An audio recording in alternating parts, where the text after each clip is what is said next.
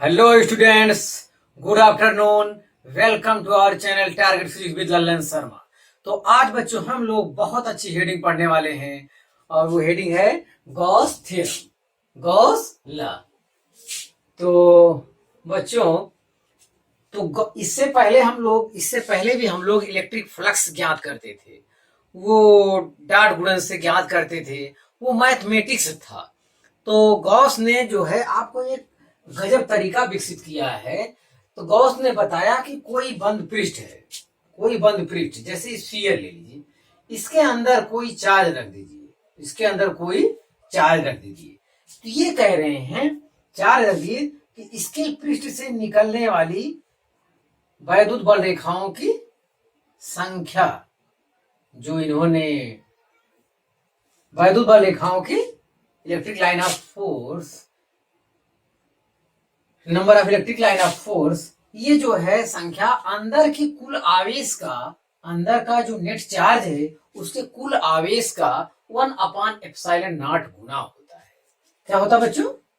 1/ε0 गुना अंदर का कुल 1/ε, अंदर का कुल चार्ज चाहे जितना रहे, 1 2 3 4 5 जितना भी रहेगा सब हम जोड़ लेंगे तो उसी को कहते हैं क्यू नेट। क्यू नेट लिखा है यहाँ, और वो अंदर का चार्ज ही होता है इसके लिए, तो क्यू नेट इनसाइड में इसके लिए आपको लिखा हुआ। तो गॉस का यही प्रमेय है, किसी बंद पृष्ठ से, हिंदी में पहले डिफिनेशन समझ लें उसके बाद इंग्लिश में लिख लिया जाएगा। किसी बंद पृष्ठ से गुजरने वाली वैद्युत बल रेखाओं की संख्या बंद पृष्ठ से परिबद्ध कुल आवेश का 1/ε0 गुना होता है। बंद पृष्ठ से परिबद्ध मतलब इनक्लोज्ड, बंद है अंदर। हाँ, वैद्युत बल रेखाओं की संख्या अर्थात वैद्युत फ्लक्स, इलेक्ट्रिक फ्लक्स या नंबर ऑफ फील्ड लाइन, दोनों एक ही बात है। तो वो जो है 1/ε। आप बताइए, अब तक इससे पहले एरिया ये वो सब निकालना पड़ता था, कितना आसान हो गया है। गॉस प्रमेय से, गॉस लॉ से इतना आसान हो गया है कि खाली अंदर का चार्ज आप देख लीजिए, कुल चार्ज, उनमें ε0 से आप डिवाइड कर दीजिए, आपको पता चल जाएगा कितनी बल रेखाएं, कितनी इलेक्ट्रिक लाइन ऑफ फोर्स गुजर रही हैं, कितनी इलेक्ट्रिक फील्ड लाइन गुजर रही हैं। तो आप बताइए कितना आसान हो गया। और ε0 permittivity of free space, permittivity of ε0 को कहते हैं परमिटिविटी ऑफ फ्री स्पेस। इसका वैल्यू होता है 8.85 × 10⁻12। तो सब लोग ये सब बात जानते हैं। तो यही गॉस ने कहा है बच्चों, यही का इनका थ्योरम है, ये बहुत जरूरी है और इससे बहुत कंसेप्चुअल न्यूमेरिकल निकल कर आने वाले हैं बाद में। तो अभी हम डिफिनेशन पढ़ रहे हैं, इसका तुरंत हम डेरिवेशन करने वाले हैं। तो डेरिवेशन पहले डिफिनेशन और क्लियर किया इंग्लिश में। कह रहा है the net electric flux, the net electric flux throw, net electric flux throw का मतलब है भाई, net electric flux throw, net का मतलब होता है कि उसमें अब जैसे अंदर -q चार्ज है, +2q चार्ज है, तो इस टाइप से बहुत नेट होंगे, या -3q है, तो टोटल चार्ज लेंगे। टोटल चार्ज हो सकता है निगेटिव हो जाए, अगर निगेटिव हो जाएगा जो इलेक्ट्रिक फील्ड लाइन आउटवर्ड दिखा रहा वो अंदर की ओर भी तो प्रभाव हो जाएगा। तो net electric flux, the net electric flux मतलब पृष्ठ के अभिलंबोत बाहर जाने वाली आने वाली वैद्युत बल रेखाओं की संख्या अर्थात वैद्युत flux, flux throw any closed surface, any closed surface मतलब वो बंद पृष्ठ होना चाहिए, ये कह रहा है वो 3D सरफेस होना चाहिए। क्या होना चाहिए बच्चों? 3D सरफेस होना चाहिए। और any close surface, any close surface मतलब स्फीयर हो सकता है, क्यूब हो सकता है, सिलेंडर हो सकता है, कोनिक हो सकता है, किसी भी आकार का 3D सरफेस होना चाहिए। उसके भीतर इनसाइड जो है नेट चार्ज ले जोड़ लीजिए, नेट चार्ज विद साइन के साथ, अलजेब्रिक सम, विद साइन मतलब अलजेब्रिक सम से आप जोड़ लेंगे और ε0 से भाग देंगे तो पता चल जाएगा कितनी फील्ड लाइन निकल रही है, रिजल्टेंटली पता चल जाएगा। हाँ बच्चों, एक बार और क्लियर कर लें, the net electric flux through any close surface 3D is equal to is equal to 1/epsilon0 times the net charge enclosed by the surface. मतलब बंद पृष्ठ के अंदर जो नेट चार्ज है वो जो है नेट चार्ज वो उसका 1/epsilon0 गुना होता है क्या, इलेक्ट्रिक फ्लक्स। तो बच्चों तो phi E net electric flux equal to, ये मैथमेटिक्स है, integral form of Gauss theorem है ये, इसे कहते हैं क्या, integral form of Gauss theorem. तो ये मैथमेटिक्स के तरीके से अब इसका आगे मैं डेरिवेशन करने वाला हूं। तो ई डी ए मतलब एक छोटा सा टुकड़ा ले लेंगे तो पूरा एरिया बाद में कवर हो जाएगा इंटीग्रेशन मेथड से। ये आया है वो होल के लिए, टोटल जब ज्ञात करना होता है तो प्रयोग किया जाता है।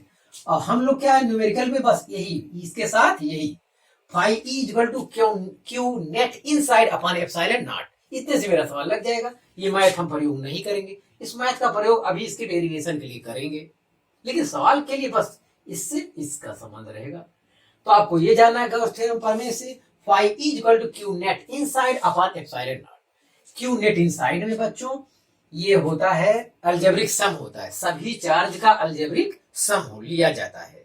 तो उसमें प्लस माइनस जितने होंगे टोटल आप जोड़ लेंगे, जो चार्ज आएगा ऊपर रख देंगे, अपॉन एप्सिलॉन नॉट से भाग दे देंगे, वही हमारा इलेक्ट्रिक फ्लक्स आएगा। इलेक्ट्रिक फ्लक्स का जो न्यूटन होता है, सॉरी यूनिट होता है newton per coulomb, newton metre square upon coulomb.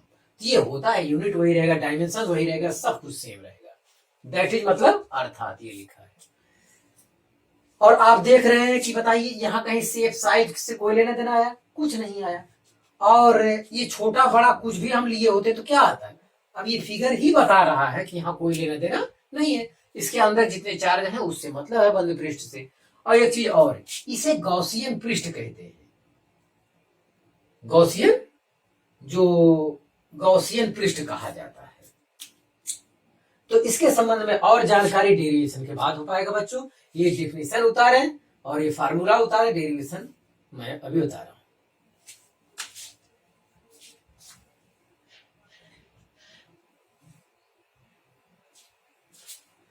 तो हाँ बच्चों, हम लोग गॉस थ्योरम का, गॉस लॉ का डिफिनेशन पढ़े।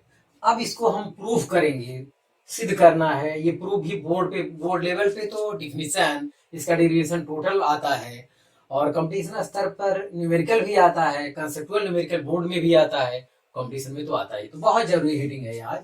तो देखें, इसके लिए प्रूफ के लिए हम क्या करते हैं कि एक चार्ज प्लस क्यू ले लेते हैं, एक चार्ज प्लस क्यू ले लेते हैं। अब प्लस क्यू चार्ज के चारों ओर एक बंद पृष्ठ है, स्फीयर को बना लेते हैं, और इस बंद पृष्ठ का नाम क्या है, गॉसियन सरफेस है, गॉसियन सरफेस है।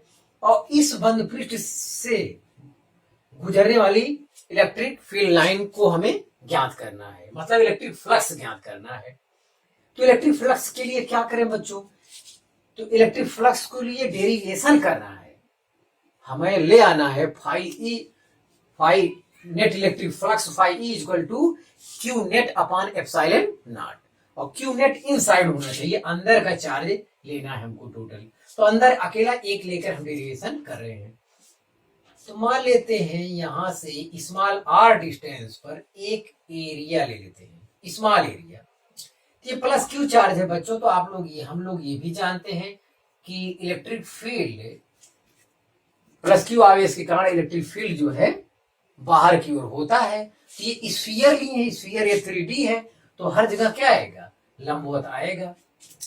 तो एरिया वेक्टर यहाँ पे ले रहे, एरिया वेक्टर 3D सरफेस के लिए जो है नॉर्मल आउटवर्ड नॉर्मल होता है, आउटवर्ड नॉर्मल होता है, पृष्ठ के अभिलंबवत बाहर की ओर एरिया वेक्टर होता है बच्चों। तो ये छोटा नहीं है तो डीए आएगा।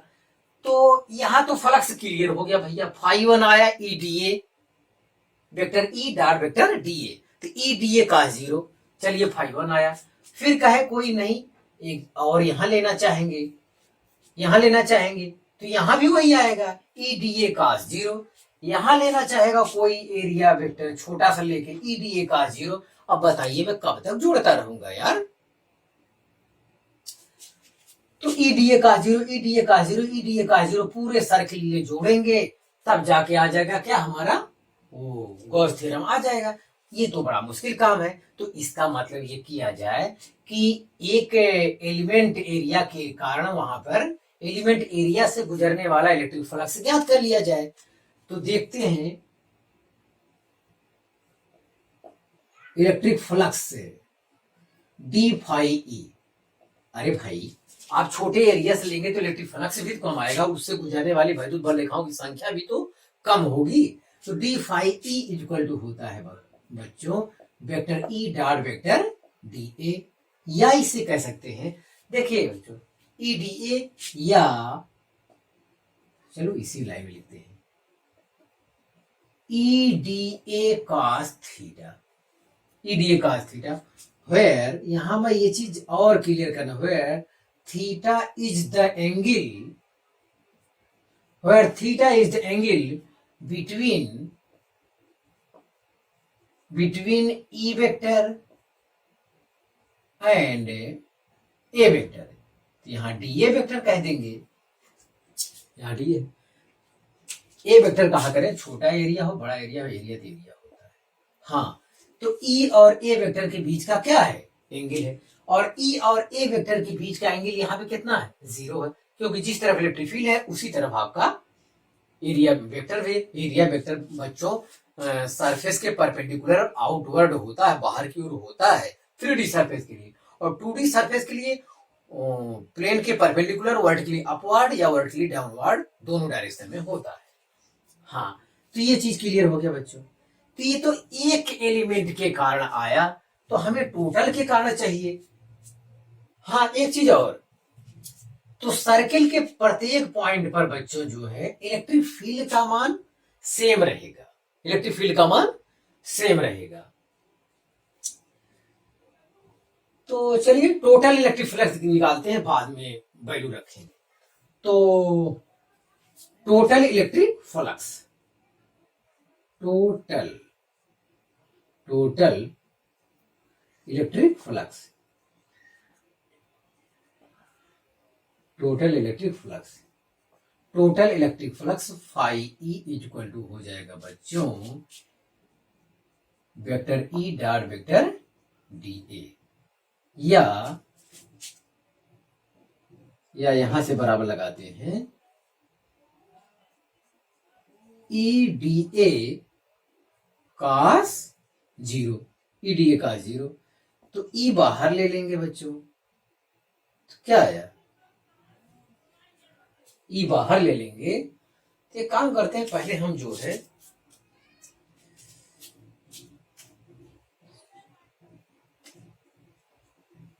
पहले वो कर ले यार, 1 मिनट रुक जाइए बाबू। हाँ, इतना के बाद पहले ये कर ले, थोड़ा और सफाई कर ले। तो एक चीज और बच्चों, ये मैं करना चाह रहा था पहले से ही, ई के जो वैल्यू है बच्चों, इलेक्ट्रिक फील्ड चाहे इस पॉइंट पे निकाले, इस पॉइंट पे निकाले, इस पॉइंट पे निकाले, पूरी स्फीयर पे कहीं भी इलेक्ट्रिक फील्ड है उसका मान क्या रहेगा, सेम। पॉइंट चार्ज के कारण किसी बिंदु पर इलेक्ट्रिक फील्ड का मान होता है, तो यहां कहेंगे वी नो दैट, हम जानते हैं कि E इक्वल टू होता है बच्चों 1/4 pi epsilon naught into Q upon R square.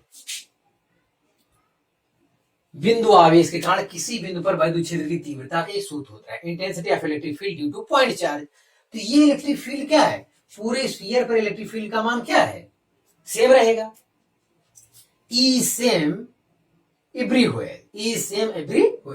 तो ये वैल्यू यहां पे रखा जाएगा। तो ये वैल्यू रखने पर डी फाई ई बच्चों आ जाएगा ई डी ए का स्थान रखेंगे 1/4 pi epsilon naught into Q upon R square. ये तो ई का स्थान हो गया, ये डी ए हो गया, और cos थीटा का स्थान क्या रख दे, 0, इतना आया। तो इसे हम सफाई कर देंगे, एक और लाइन में लिख लेते हैं 1/4 pi epsilon naught Q upon R square, D A आ गया, डी फाई ई। ये बच्चों इलेक्ट्रिक फ्लक्स तो आया, लेकिन बहुत छोटे के लिए आया, एलिमेंट एरिया के लिए केवल आया, और हमें पूरे स्फीयर के लिए चाहिए। तो पूरे स्फीयर के लिए चाहिए तो बच्चों इंटीग्रेशन करना होगा। तो total electric flux, total electric flux, total electric flux से total electric flux phi E is equal to हो जाएगा इंटीग्रेशन डी फाई ए, इतना हो जाएगा बच्चों। इसके बाद जो है हम यहां अलग से आपके लिए कर रहे हैं, देखिए तो phi E equal to integration D phi E के वैल्यू इतना आया थी, ये वैल्यू मैं यहां रखता हूं, तो 1/4 pi epsilon naught into Q upon R square D A. आप बताइए, जो चीज कांस्टेंट है उसे हम बाहर ले लेंगे, तो ये ई की वैल्यू है, ई की वैल्यू हो 1/4 pi epsilon naught into Q upon R square, ये कांस्टेंट है, ये कांस्टेंट है, तो कांस्टेंट है तो बाहर कर लेते हैं, ये तो 1/4 pi epsilon naught into Q upon R square. अब बचता है डी ए, बस बच्चों इतना बचता है। अब आपको शायद इंटीग्रेशन की तरफ हमें ले जाना पड़े, आपको इंटीग्रेशन मैथमेटिकल टूल्स लोग पढ़े होंगे, यहां बताए होंगे एक dx का इंटीग्रेशन क्या होता है, 1 dx का इंटीग्रेशन क्या होता है, तो वहां आपको बताया गया है जब 1 जैसे 1 dA वैसे 1 dx, 1 के स्थान पे बताए होंगे x⁻0 लिख दिया करो, x⁻0 लिख देंगे तो वहां बच्चों आप लोग फार्मूला लिखते हैं x⁻0 + 1/0 + 1, मतलब आंसर क्या आता है, एक का इंटीग्रेशन x आता है dx के सापेक्ष, ठीक उसी प्रकार 1 dA का इंटीग्रेशन क्या आएगा, पूरा a आएगा, तो वहां a लिखना चाहिए। और वैसे भी लड़के इसके स्थान पे डायरेक्ट क्या लिख देते हैं, पूरे स्फीयर का एरिया रख देते हैं, लेकिन मैं इंटीग्रेशन आपको ख्याल दिला रहा हूं कि इंटीग्रेशन की वजह से ये आ रहा है, तो 1/4 pi epsilon naught Q upon R square into पूरा क्षेत्रफल a। अब पूरा क्षेत्रफल स्फीयर का एरिया क्या होता है, स्फीयर का एरिया होता है बच्चों 4 pi R square. Sphere 3D surface है और सर्किल 2D सरफेस, सर्किल का एरिया पाई आर स्क्वायर होता है, और स्फीयर ये फुटबॉल जैसा होता है, इसका एरिया होता है 4 पाई आर स्क्वायर। तो ये वैल्यू पुट किया जाए तो 1/4 pi epsilon naught Q upon R square, यहां लिखेंगे 4 पाई आर स्क्वायर, तो 4 पाई कट गया, आर स्क्वायर कट गया, तो क्यू अपान एप्सिलॉन नॉट बच रहा है बच्चों। तो जो फाई ई बराबर बच्चों हमें आ रहा है वो बच रहा है क्यू अपान एप्सिलॉन नॉट, ये बच रहा है, कैलकुलेशन करने में बच्चों इतना आ रहा है। तो ये हो गया गॉस थ्योरम का डेरिवेशन बच्चों हो गया। This is what WHAT, this is what we had to prove, this is what we had to prove, यही हमें साबित करना था। इसकी अंग्रेजी मुझे अच्छा लगा, मैं लिख लिया हूं, this is what we had to prove, यह वही है जिसे हमें साबित करना था। ओनली प्रूव लिख दो, हमें कोई दिक्कत नहीं है, this is what we had to prove, यही हमें बच्चों साबित करना था। अब बताइए, अब बताइए कितना आसान कर दिया है गौस साहब ने आपके लिए, कितना आसान कम कर दिया है कि कोई बंद पृष्ठ है 3D सरफेस है, उसके अंदर जितना चार्ज है कुल इकट्ठा साइन विद साइन के साथ जोड़ दो, तो क्यू नेट हो गया इनसाइड, और अपान केवल एप्सिलॉन नॉट से भाग देना है। उसके बाद आपको पता चल जाएगा कि इस बंद पृष्ठ से कितनी इलेक्ट्रिक फील्ड लाइन निकल रही हैं या आ रही हैं, तो नेट इलेक्ट्रिक फ्लक्स पता चल जाएगा। ये तो बड़ी भारी खोज है। तो बच्चों आप अब इस चीज सूत्र में और भी आप देखिए, अब बताइए कहीं कुछ आया है, ये रेडियस में छोटा अगर ले लिया होता तो क्या होता, छोटा अगर ले लिए होते, चलो रेडियस को 2 गुना कर देते हैं, कहां फार्मूला आया, EDA, ये EDA आया लास्ट में, ये तो E का वैल्यू हो गया इतना, और पूरा एरिया EA आया, अरे ये तो E ही है ना, E और पूरा A, E.A। आप बताइए अगर त्रिज्या को 2 गुना कर देंगे तो 1/4πε0 अपॉन आर स्क्वायर, आर के स्थान पे 2r का होल स्क्वायर करेंगे, 2r का होल स्क्वायर 4r स्क्वायर आएगा, 4r स्क्वायर आएगा। और फिर एरिया जब रखेंगे तो वहां भी तो 2r रखेंगे, एरिया का स्थान लिखते हैं 4πr स्क्वायर, तो r का स्थान क्या रखेंगे 2r का होल स्क्वायर, तो वहां भी 2 गुना हो रहा है। तो इसीलिए ये सर्किल आप छोटा बनाइए, ये सर्किल आप बहुत बड़ा बनाइए, इससे कोई लेना देना नहीं है। क्योंकि अगर इस प्लस क्यू चार्ज से मान लेते हैं 50 इलेक्ट्रिक फील्ड लाइन गुजर रही है, इस प्लस क्यू चार्ज के कारण इस पृष्ठ से 50 इलेक्ट्रिक फील्ड लाइन गुजर रही हैं, तो आप बताइए 50 तो तब भी गुजरेंगे, चाहे आप छोटा सर्किल लीजिए चाहे बहुत बड़ा सर्किल ले लीजिए। तो इसका मतलब है कि गॉस थ्योरम का मान साइज पर निर्भर नहीं करता है। एक तो ये बात क्लियर हो गई, ये बात पॉइंट करके मैं सब फिर इंपॉर्टेंट पॉइंट करके लिखवाना है मुझे, लेकिन पहले मैं बोल देना चाहता हूं एक चीज ये क्लियर हो। चलो मान लेते हैं मैं स्फीयर ना कह के क्यूब कहा होता, मैं क्यूब कहा होता, इसे क्यूब में इसे रख देता क्यू चार्ज। तब अगर 50 इलेक्ट्रिक फील्ड लाइन गुजर रही है तो क्यूब के अंदर अगर यही क्यू चार्ज होता तब भी ये क्या होता, इलेक्ट्रिक फ्लक्स को कोई प्रभाव नहीं पड़ता। क्यूब का मतलब आप समझ रहे हैं, जैसे ये इस टाइप से भाई, ये बच्चों देखिए आप, ये हो गया, ये आपका क्यूब हो गया, यही प्लस क्यू चार्ज इसके अंदर, अंदर से बीच में रहे, बीच में अंदर प्लस क्यू चार्ज रख दिया जाए, तो अगर 50 इलेक्ट्रिक फील्ड लाइन गुजर रही है तो 50 तो तभी गुजरेंगे।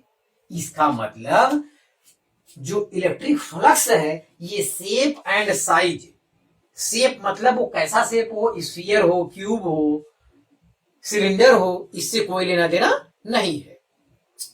तो ये ना तो शेप पर निर्भर करता है ना तो साइज पर निर्भर करता है। हाँ, तो ये चीज आपको ध्यान देना, शेप छोटा बड़ा आकृति से भी निर्भर करने वाला नहीं है, और वो कौन सी आकृति होगी इस पर भी निर्भर करने वाला नहीं है। तो Gauss theorem does not depend upon shape and size, पर निर्भर नहीं करता है। और देखते हैं इससे जो इंपॉर्टेंट पॉइंट होगा आपके लिए मैं भी लिख रहा हूं, आप पहले इतना उतार लीजिए।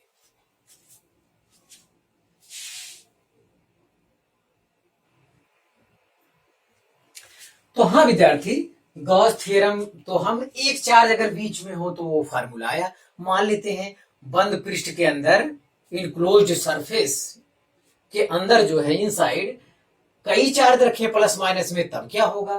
तो बच्चों यहां देखें, if there are several charges plus Q1 plus Q2 plus Q3 minus Q4 minus Q5 so on etcetera inside the close surface, मतलब इस टाइप से कई चार्ज है बंद पृष्ठ के अंदर, देन नेट इलेक्ट्रिक फ्लक्स, तब नेट इलेक्ट्रिक फ्लक्स क्या होगा, phi नेट लिखा है, तो 1/1 एप्सिलॉन नॉट तो सब में रहेगा, Q1 अपान एप्सिलॉन नॉट धन Q2 अपान एप्सिलॉन नॉट धन Q3 upon epsilon not minus Q4 upon epsilon not minus Q5 upon epsilon not, ऐसे लिखा जाएगा। तो 1 अपान एप्सिलॉन नॉट सबके लिए मैं बाहर कर लिया, तो भैया क्यू नेट के स्थान पे ये आया है सिग्मा क्यू।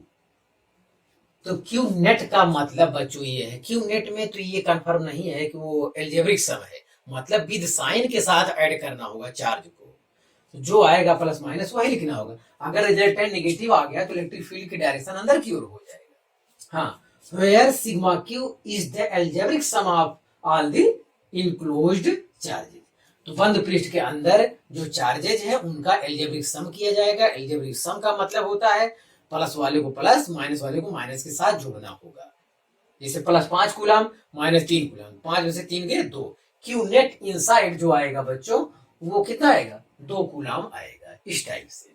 तो आप बच्चों इतना उतार लीजिए। अब गॉस थ्योरम पर इंपॉर्टेंट पॉइंट हमको लिखना है।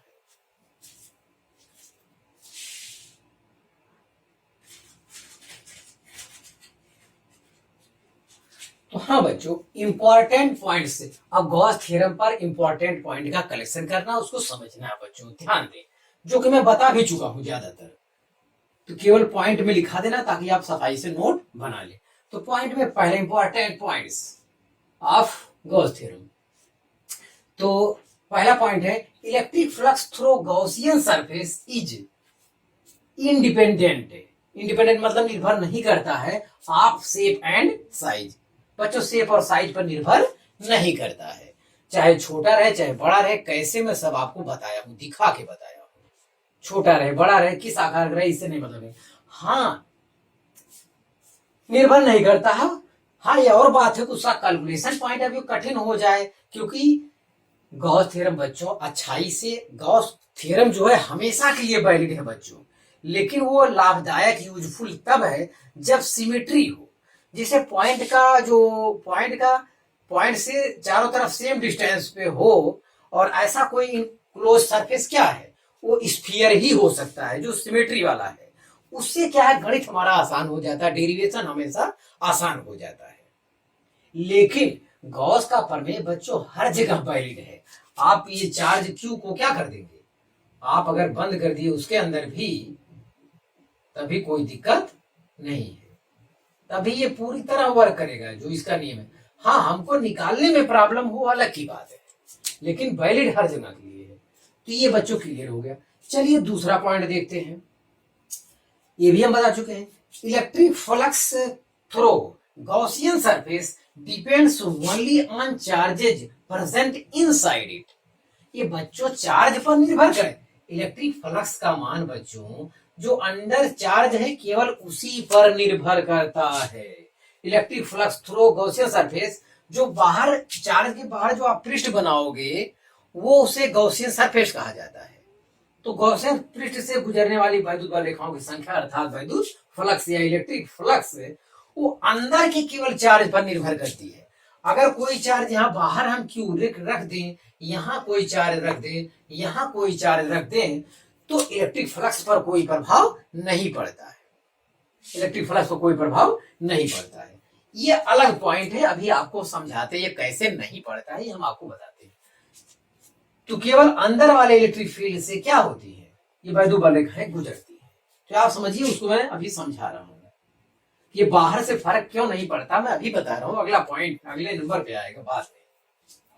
तो दो पॉइंट ये क्लियर हो गया बच्चों। अब देखिए ये कह रहा है तीसरा point, electric flux through Gaussian surface is independent, निर्भर नहीं करता है of position of the charges inside it.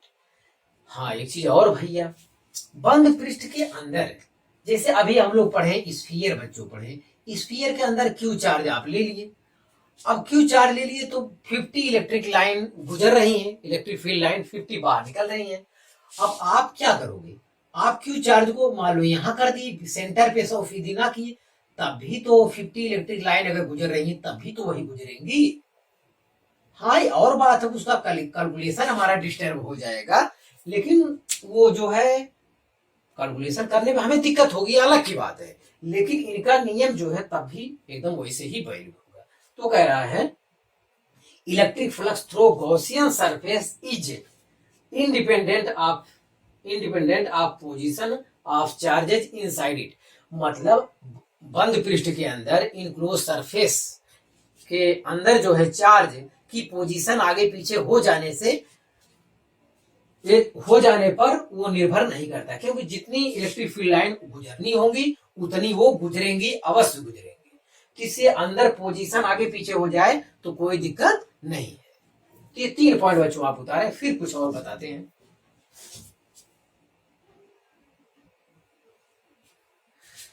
तो हाँ बच्चों इंपॉर्टेंट पॉइंट में चौथा और 5वां पॉइंट फिर अध्ययन किया जाए। तो चौथा पॉइंट क्लियर करें, इलेक्ट्रिक फ्लक्स इंटेंसिटी। एक चीज और है बच्चों, जैसे हम लोग वहां इलेक्ट्रिक क्या फर्क पड़े, ये चीज यहाँ अभी हम लोग डेरिवेशन किए गॉस थ्योरम का, तो एक 3D स्फीयर हुआ हमारे पास और उसके अंदर क्यू चार्ज है। तो क्यू चार्ज है तो यहाँ पे क्या आया, इलेक्ट्रिक फील्ड आया हर जगह, और इलेक्ट्रिक फील्ड हर जगह क्या आया, कांस्टेंट आया। चलिए एक यहाँ भी चार्ज रख देते हैं प्लस क्यू, यहाँ भी चार्ज प्लस क्यू रख देंगे तो अब क्या होगा। देखिए बच्चों इस बंद पृष्ठ से बाहर की ओर गुजरने वाली इलेक्ट्रिक फील्ड लाइन तो सेम रहेगी, इलेक्ट्रिक फील्ड लाइन तो सेम रहेगी, परंतु जब मैथमेटिकल तरीके से आपको ज्ञात करना होगा तो इसके कारण यहाँ पे बाहर पृष्ठ पर क्या होगा, बाहरी पृष्ठ पर इलेक्ट्रिक फील्ड का मान बढ़ जाएगा। इलेक्ट्रिक फील्ड का मान मतलब इस चार्ज की वजह से इलेक्ट्रिक फील्ड पर प्रभाव पड़ेगा, इलेक्ट्रिक फील्ड पर प्रभाव पड़ेगा पृष्ठ पर, लेकिन पृष्ठ से बाहर गुजरने वाली इलेक्ट्रिक फील्ड लाइन की संख्या पर कोई प्रभाव नहीं पड़ेगा। अर्थात इलेक्ट्रिक फ्लक्स प्रभावित नहीं होगा, लेकिन इंटेंसिटी ऑफ इलेक्ट्रिक फील्ड का मान इंक्रीज कर जाएगा, इसकी वजह से परिवर्तित हो जाएगा। तो अब आप देखें 5वां पॉइंट, वही वो पॉइंट कह रहा है, electric field intensity at the Gaussian surface is due to all charges present, all charges present, मतलब जो पृष्ठ पर जो इंटेंसिटी ऑफ इलेक्ट्रिक फील्ड होता है सभी चार्ज के कारण होता है, ऑल चार्जेज प्रेजेंट, सभी चार्ज के कारण होता है। इन ब्रैकेट लिखा है आपके लिए, inside as well as outside, चाहे वो चार्ज इनक्लोज सरफेस में हो अंदर की ओर या बाहर की ओर हो, दोनों के कारण इंटेंसिटी ऑफ इलेक्ट्रिक फील्ड पर प्रभाव पड़ता है। इंटेंसिटी ऑफ इलेक्ट्रिक फील्ड का मान, दोनों प्लस प्लस है तो बढ़ जाएगा, दोनों सेम है बढ़ जाएगा, एक प्लस एक माइनस है तो घटेगा भी। तो बच्चों हम समझते हैं कि ये पॉइंट आपका क्लियर हो गया होगा। बच्चों बहुत कंपटीशन पॉइंट आपकी बहुत ही कीमती पॉइंट है, सब आपको ध्यान देना है, ये सब कंपटीशन में आए हुए सवाल हैं। तो वो कह देगा कि इलेक्ट्रिक फील्ड फ्लक्स का मान बढ़ेगा, एक बाहर चार्ज क्यों है तो क्या प्रभाव पड़ेगा, तो आप कहेंगे कि बाहर वाले चार्ज की वजह से इलेक्ट्रिक फ्लक्स पर कोई इफेक्ट नहीं पड़ेगा, वो डिपेंड नहीं करेगा। लेकिन अगर वो इलेक्ट्रिक फील्ड की बात करता है तो पृष्ठ पर इलेक्ट्रिक फील्ड क्या हो जाएगा, चेंज हो जाएगा। तो intensity of electric field at the Gaussian surface is due to all charges present, मतलब जो गॉसियन पृष्ठ पर इलेक्ट्रिक फील्ड होगा वो सभी चार्ज के कारण होगा, चाहे अंदर हो या बाहर। ये थ्योरी आपको जानना चाहिए। तो चलिए ठीक है, एक ये कीमती लाइन बच्चों। 5वां पॉइंट आप देखिए, in a closed surface, in a close surface, close surface मतलब बंद पृष्ठ के लिए, बंद पृष्ठ के अंदर incoming flux is taken negative while outgoing flux is taken positive. हाँ, यही चीज मैं समझा रहा था। इस आपको इस पॉइंट से ये पता चल जाएगा कि बाहर वाले इलेक्ट्रिक फ्लक्स की वजह से, बाहर वाले चार्ज की वजह से इलेक्ट्रिक फील्ड, बाहर वाले चार्ज की वजह से आखिर इलेक्ट्रिक फ्लक्स बढ़ता क्यों नहीं, आखिर क्या बात है, electric intensity of electric field बढ़ रहा है, इलेक्ट्रिक फ्लक्स क्यों नहीं बढ़ता, ये पता चलेगा। तो ये कह रहा है कि जो इलेक्ट्रिक, जैसे यहां से ये चार्ज है तो बच्चों क्या गया होगा, इलेक्ट्रिक फील्ड लाइन यहां भी गई होगी, मान लेते हैं ये गई होंगी, इलेक्ट्रिक फील्ड लाइन यहां से गई होगी, तो गए होंगे बच्चों, तो यहाँ पे आप क्या खींचेंगे, यहाँ पे लेंगे वो, यहाँ पे या यहाँ पे ऐसे इलेक्ट्रिक फील्ड लाइन गई होंगी। तो आप यहाँ एक पॉइंट ये देखिए, यहाँ पे इलेक्ट्रिक फील्ड का डायरेक्शन ये है और यहाँ पे एरिया वेक्टर का डायरेक्शन क्या है, अपोजिट है। तो ई डी ए कास, यहाँ पे जो ये डी ए अगर मान लेते हैं, एरिया वेक्टर बच्चों क्या मान लेते हैं, डी ए मान लेते हैं, तो flux phi E equal to हो जाएगा ई डी ए कास 180, कास 181 माइनस 1, तो आएगा ई डी ए आ रहा है बच्चों, आया। चलिए यही चीज आप इस पॉइंट के लिए आप ज्ञात कर लीजिए, इस पॉइंट पर इलेक्ट्रिक फील्ड का डायरेक्शन बच्चों बाहर की ओर है, बाहर की ओर है, और एरिया वेक्टर का डायरेक्शन भी बच्चों उसी की तरफ है, क्योंकि 3D सरफेस में आपको बताया गया है एरिया वेक्टर का डायरेक्शन तल के परपेंडिकुलर आउटवर्ड होता है, आउटवर्ड नॉर्मल होता है, आउटवर्ड नॉर्मल होता है। तो direction of area vector is outward normal होता है ये। तो ये यहाँ पे क्या आएगा, सेम डायरेक्शन में। तो यही फार्मूला बच्चों अब की बार क्या आ जाएगा, ये अब की बार 5 इज इक्वल टू क्या आएगा, 5 डी ई 5 बराबर ई डी ए कास 0 आएगा, कास 0 मान 1 होता है, मतलब प्लस ई डी आएगा, प्लस क्या आएगा ई डी। तो यहाँ प्लस ई डी आ रहा है, यहाँ प्लस ई डी आ रहा है, यहाँ माइनस ई डी आ रहा है, तो यहाँ माइनस ई डी आ रहा है, तो ये कहा जाता है फ्लक्स क्या है, निगेटिव है, और यहाँ पे फ्लक्स क्या है, पॉजिटिव है। जब इनको जोड़ लेंगे तो नेट फ्लक्स कितना हो जाएगा, 0। मतलब बाहर वाले चार्ज के कारण फ्लक्स क्या आ रहा है, जीरो आ रहा है। चाहे आप पूरा एरिया ले लेंगे, चाहे आप पूरा एरिया लेंगे, तब भी कोई प्रभाव पड़ने वाला नहीं है। ध्यान दें, in a closed surface incoming flux, incoming मतलब जो उसकी तरफ आ रहे हैं, जो देखो ये इनकमिंग फ्लक्स इज टेकन क्या, निगेटिव।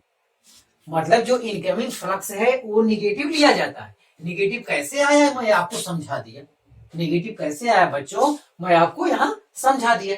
वो कह रहा लिया जाता, कैसे लिया जाता मैं आपको समझाया। व्हाइल जबकि out going flux is taken positive. Out going flux क्या है, ये आउट गोइंग मतलब जो बाहर की ओर निकल रहा है वो फ्लक्स क्या होता है। मतलब भाई इलेक्ट्रिक फील्ड लाइन अगर सरफेस की ओर जा रहा है तो उसे आप निगेटिव लेंगे, अंदर की ओर जा रहा है। अगर वही फ्लक्स फिर बाहर की ओर जा रहा है तो उसे आप क्या लेंगे, पॉजिटिव लेंगे। तो पॉजिटिव निगेटिव को जब ये दोनों को जोड़ोगे, इन दोनों का के कारण नेट फ्लक्स कितना आया, जीरो। तो इसका मतलब इलेक्ट्रिक फ्लक्स में कोई इंक्रीज नहीं हुआ। लेकिन इसके कारण बच्चों सरफेस पर electric intensity of electric field बढ़ता है, और इलेक्ट्रिक फील्ड तो बढ़ता है लेकिन नेट इलेक्ट्रिक फ्लक्स में कोई वृद्धि नहीं होता, कोई कमी इसकी वजह से नहीं होता। क्यों नहीं होता, मैं यहां बताया हूं कि जब वो सरफेस की ओर इलेक्ट्रिक फील्ड लाइन जाएगा तो वो निगेटिव होता है, और सरफेस से दूर जाएगा तो क्या लिया जाता है, पॉजिटिव लिया जाता है। तो हम समझते हैं बच्चों आपको अच्छी तरीके से समझ में आ गया होगा ये डेरिवेशन। हाँ ये और बात है कि हो सकता है परपेंडिकुलर कंपोनेंट वगैरह लेने में हमें कठिनाई हो, लेकिन ये रूल पूरी तरह से फॉलो होता है। तो आप बच्चों 2 पॉइंट उतारिए, बहुत गहरा कंसेप्ट था, आप सफाई से तैयार कर लीजिए, समझ लीजिए। किसी बच्चे को कोई तकलीफ है वो कमेंट में लिख दे, मैं वो लाइन दोबारा और विस्तृत समझा दूंगा।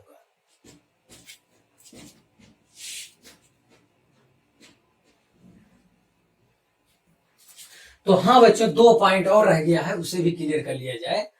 तो दूसरे पॉइंट में कह रहा है in a Gaussian surface phi E equal to 0 does not imply E equal to 0। मतलब बच्चों ये है कि अगर इलेक्ट्रिक फ्लक्स 0 है, अगर इस पृष्ठ का इलेक्ट्रिक फ्लक्स क्या है, फाई ई इक्वल टू क्या है, 0 है, तो ये प्रूफ नहीं होता कि पृष्ठ का क्या है, इलेक्ट्रिक फील्ड भी क्या हो, 0 हो। इलेक्ट्रिक फील्ड भी 0। अरे भाई अंदर कोई चार्ज नहीं है, या अंदर एक प्लस क्यू चार्ज है और एक माइनस क्यू चार्ज है, नेट चार्ज 0 हो गया। नेट चार्ज 0 हो गया बच्चों, तो इस पृष्ठ से निकलने वाली इलेक्ट्रिक फील्ड लाइन क्या हो जाएंगी, 0 हो जाएंगी। तो इलेक्ट्रीफाई इक्वल टू 0 तो हो गया। लेकिन अगर कोई बाहर चार्ज है, मान लेते हैं यहां कोई चार्ज है, तो इस चार्ज के कारण यहां पृष्ठ पर इलेक्ट्रिक फील्ड होगा, इलेक्ट्रिक फील्ड होगा। तो ये प्रूफ नहीं है। अगर किसी पृष्ठ का इलेक्ट्रिक फ्लक्स 0 है तो ये आवश्यक नहीं है कि उसके पृष्ठ का इलेक्ट्रिक फील्ड भी क्या हो, 0 हो सकता बाहर कोई चार्ज हो जिसके कारण वहां इलेक्ट्रिक फील्ड हो। तो बहुत कीमती लाइन है बच्चों, बताया सब कुछ गया, बशर्ते हर पॉइंट क्लियर करके सफाई से बताना है आपको। तो यही बात हमें यहाँ क्लियर करना था। लेकिन अगर इस पृष्ठ का बच्चों इलेक्ट्रिक फील्ड 0 हो जाए तो इलेक्ट्रिक फ्लक्स अवश्य 0 होगा। अगर इस पृष्ठ पे कोई इलेक्ट्रिक फील्ड नहीं है तो इसका मतलब बाहर कोई चार्ज नहीं है, और बाहर कोई चार्ज नहीं, इलेक्ट्रिक फील्ड यहाँ 0 है हर जगह, तो इससे कोई इलेक्ट्रिक फील्ड लाइन नहीं गुजरेंगी, मतलब इलेक्ट्रिक फ्लक्स अवश्य 0। मतलब किसी बंद पृष्ठ का बच्चों अगर फाई ई 0 है तो यह आवश्यक नहीं है कि पृष्ठ पर इलेक्ट्रिक फील्ड भी क्या हो, 0 हो। लेकिन अगर पृष्ठ पर इलेक्ट्रिक फील्ड 0 है तो इलेक्ट्रिक फ्लक्स अवश्य 0 होगा, ये इसका मतलब है। ध्यान दें कैसे, ये हम समझाए। तो वही पॉइंट यहां लिखा है, in a Gaussian surface phi E equal to 0 does not imply E 0, but E equal to 0 implies phi equal to 0। मतलब ई 0 तो फाई पक्का 0, फाई ई पक्का 0 होगा। लेकिन फाई ई 0 है तो ये आवश्यक नहीं है कि ई भी क्या हो, 0 हो। कैसे, ये हम समझा दिए हैं। हाँ तो एक लास्ट थ्योरी है, लास्ट पॉइंट आपका है बच्चों, इसे भी आप देख लें। है मालिक, इसके लिए जगह चाहिए, तो इसको समझ लें। इसको समझने के लिए एक ये समझिए सरफेस है, और यहां से इस टाइप से इलेक्ट्रिक फील्ड लाइन समझिए गुजर रही है, ये इस टाइप से है, तो ये है इलेक्ट्रिक फील्ड लाइन, ये सब है। तो इस टाइप का कोई केस है तो बच्चों क्या करेंगे, ये स्फीयर है, स्फीयर 3D सरफेस, तो ये है। तो इसको आप पढ़िए, अब आप रिजल्ट निकालिए क्या है। If a closed body, if a closed body, close मतलब पूरी तरह बंद है, नॉट इनक्लोजिंग एनी चार्ज। एक और चीज कह रहा है कि इस क्लोज बॉडी के अंदर कोई चार्ज नहीं है, not enclosing any charge, body के अंदर कोई चार्ज नहीं है। Is placed in an electric field, ये किसी इलेक्ट्रिक फील्ड में स्थित है जो कि दिख भी रहा है, आइदर यूनिफॉर्म इलेक्ट्रिक फील्ड और नॉन यूनिफॉर्म, चाहे इलेक्ट्रिक फील्ड यूनिफॉर्म हो या ना हो। Total flux linked with it will be zero, तो इसका टोटल फ्लक्स क्या होगा, जीरो होगा। अब ये थ्योरी पहले हो चुका है, अगर सोचेंगे तो पहले भी हो चुका है, खाली पॉइंट अलग हो गया बच्चों। तो अंदर कोई चार्ज नहीं है तो इससे गुजरने वाला flux Q net equal to zero, phi E equal to होता बच्चों Q net inside upon epsilon not.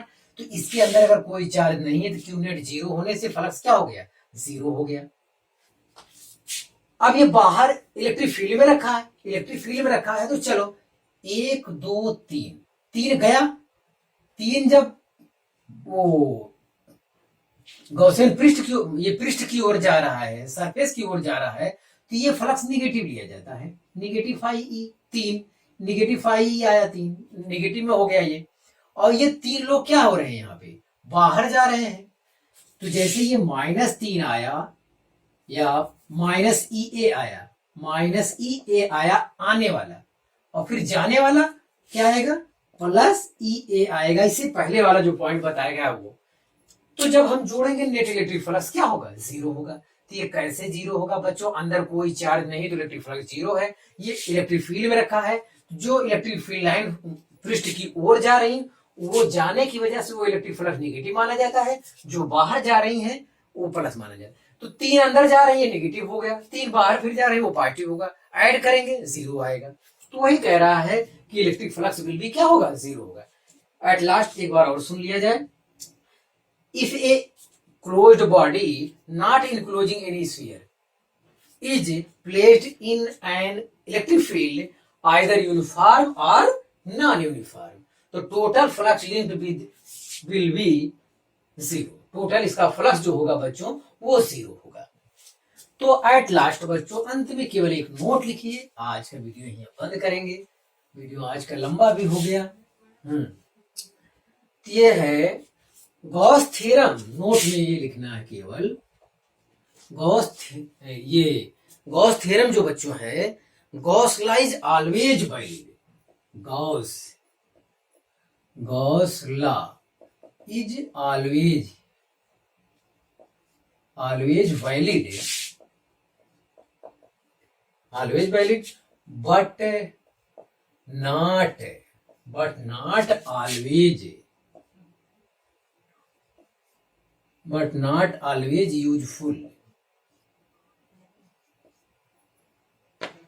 not always useful, ये नोट में लिखें।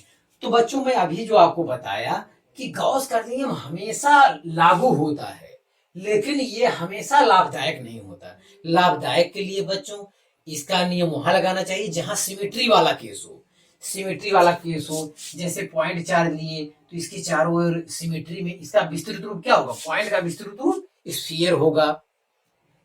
तो जहां पे सिमेट्री वाला केस रहेगा वहां पे गॉस का प्रमेय बहुत लाभदायक होता है, लेकिन लागू हर जगह होता है। तो आप इसे उतार लीजिए बच्चों, आप मेहनत से पढ़ाई करते रहें, ऑल दी वेरी बेस्ट।